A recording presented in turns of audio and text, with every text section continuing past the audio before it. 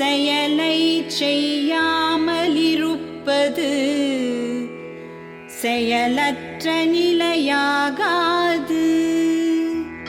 துறவு மேற்கொள்வதால் மட்டுமே மேன்மை அடைந்திட முடியாது. ஹரியோம். பகவான் தொடர்கின்றார், செயலை செய்யாமல் இருப்பது செயலற்ற நிலையாகாது. இது முதல் கருத்து. துறவு மேற்கொள்வதால் மட்டுமே மேன்மை அடைந்திட முடியாது. இது இரண்டாவது கருத்து. முதல் கருத்து, செயல் செய்யாமல் இருப்பது செயலற்ற நிலையாகாது. அதற்கு மாறாக சோம்பேறி ஆகிவிடுவான். இதை ஏன் இங்கே பகவான் சுட்டி காட்டுகிறார் என்றால், முதலாம் அத்தியாயத்தில் நான் யுத்தம் புரிய மாட்டேன் என்று கூறி வில்லையும் அம்பையும் போட்டுவிட்டு தேர்தட்டில் அமர்ந்து விட்டான். நான் யுத்தம் புரிய மாட்டேன், நான் செயல் செய்ய மாட்டேன் என்று கூறினான் அல்லவா?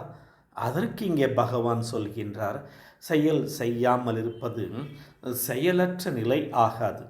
அது என்ன செயலற்ற நிலை என்றால் ஞான நிலை, அதாவது செய்பவன் அற்ற நிலை. செய்பவன் அற்ற நிலை, அதுதான் செயலற்ற நிலை. இங்கே அர்ஜுனன் சோம்பேறியாகி விடுவான். உத்தியோகம் புருஷ லட்சணம். மனிதர்களுக்கு செயல் செய்வதுதான் அழகு.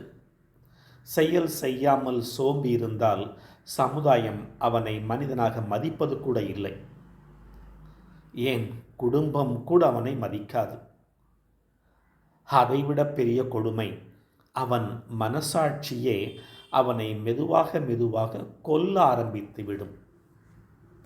ஆகையினால் செயல் செய்ய வேண்டும். இரண்டாவது, துறவு மேற்கொள்வதால் மட்டும் மேன்மையை அடைந்திட முடியாது என்கின்றார்.